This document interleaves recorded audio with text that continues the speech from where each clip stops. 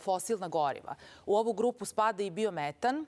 Biometan se dobije iz biogasa, prečišćavanjem biogasa do nivoa metana.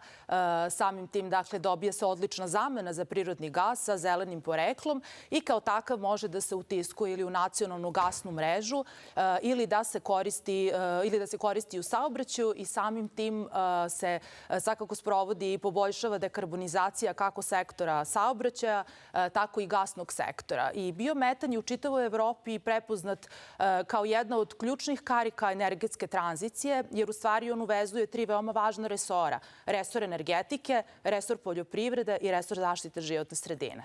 Od čega sve može da se dobije biogas? Biogas se dobije iz organskog otpada.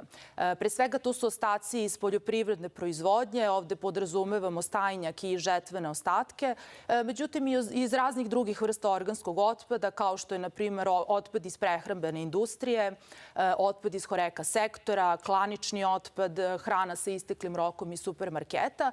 I ovde je jako važno da naglasimo da su u pitanju jako velike količine otpada. Dakle, jedno biogas postrojenje od 1 megavata može dnevno da zbrine između 70 i 100 tona ovakvog otpada, naravno u zavisnosti od sirovine i samim tim znatno se rasterećuju deponije. Naravno, u idealnim nekim uslovima ovakav otpad ne bi trebao ni da dođe do deponija. A ako imamo jednu biogasnu elektranu, koje su mogućnosti iskorišćenja energije? Je li to samo kao gorivo ili možemo koristiti recimo i za grejanje? Pa ovako, jednom proizveden biogas u digesteru biogas postrojenja u strogo kontrolisanim uslovima, bez prisustva kiseonika, može da se odvodi ili na CHP jedinicu u okviru biogas postrojenja, gde se u procesu kogeneracije dobija električna i toplotna energija, ili da se odvodi na postrojenje za prečišćavanje biogasa do nivoa metana i u tom procesu se dobija biometan, kako sam ispomenula, idealna zamena za prirodni gas. Sad, zašto se sve više investitora okreće u stvari proizvodnji biometana? Pre svega što je iskorišćenost biogasa u ovoj proizvodnji do 100%.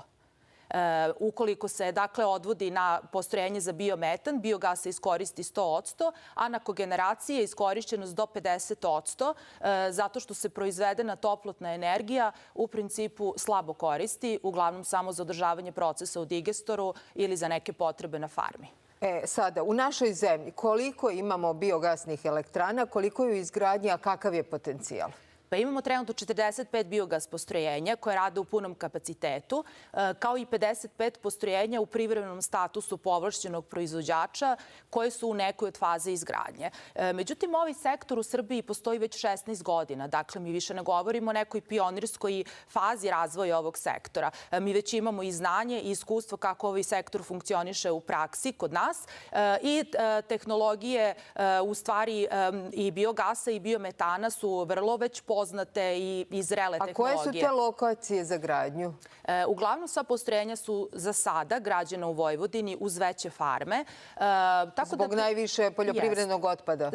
Tako je, zbog blizine sirovina. Dakle, smanjuje se trošak transporta, međutim, bilo koja lokacija koja može da obezbedi dovoljnu količinu sirovina može da bude pogodna za gradnju jednog ovakvog postrojenja. Udruženje je radilo neku analizu potencijal. Koliko je tih lokacija otprilike?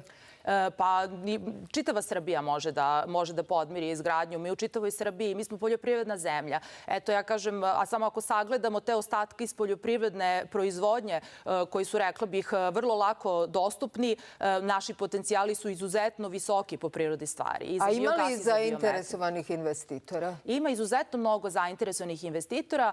To su pre svega vlasnici farmi, klanica, nekih prehrambenih industrija koji su upravo u biogasu videli pravi način za zbrinjavanje svog organskog otpada iz svojih industrija. Tako da interesovanje je veliko kako za biogas, tako i za biometan. Ovde, dakle, govorimo i o greenfield investicijama, ali i o prenameni biogas postrojenja u postrojenja za biometan, jednom kada biogas operaterima istekne period feed-in tarife. Šta je ono što usporava realizaciju takvih investicija? Pa to je nekompletna zakonska regulativa. Mi od 2021. godine, kada je donet novi zakon o obnovljivim izvorima energije i kada su i uvedene aukcije u sektor svih obnovljivih izvora energije, pa tako i biogasa, ta pravna regulativa za biogas nije zaokružena. Dakle, aukcije nisu propisane za biogas postrojenja, tako da je onemogućeno novim investitorima da uđu u sistem podsticaja. I ovo je stvorilo neku vrstu pravne neizvesnosti, naravno, i usporilo, odnosno istopiralo dalje razvoj sektora. Ima li nagoveštaja da se to promeni? Pa nadamo se da ima. Što se tiče biogasa, što se tiče biometana, takođe ima nagoveštaja i rekla bih da mi u stvari spremamo naš sektor za novu razvojnu fazu koja se odnosi na biometan upravo.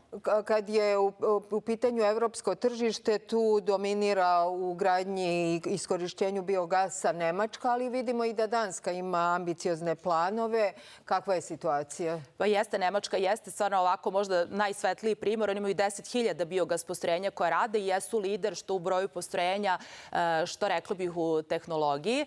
Međutim, Danska je jako lep primjer. Danska je država koja je dvostruko manja od Srbije, takođe i poljoprivredna zemlja. I oni su, rekla bih, najdalje odmakli u toj nezavisnosti, energetskoj nezavisnosti. Oni su već u ovoj godini u pojedinim danima imali podmirano 100% potreba za prirodnim gasom iz biometana. Do 2030. godine oni će biti apsolutno nezavisni od prirodnog gasa i svu potrebu će podmirivati iz biometana. A može li ova situacija sa gasom i odricanje tržišta Evropske unije od ruskog gasa malo da pospeši? Jel očekujete to?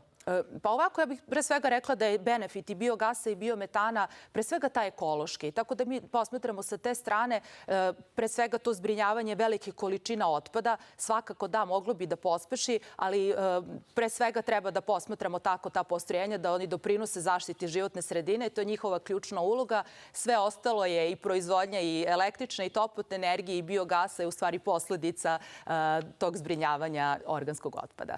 Hvala vam na razgovoru. Naravno, pratimo i ovu temu, veoma je aktuelna. Hvala vama.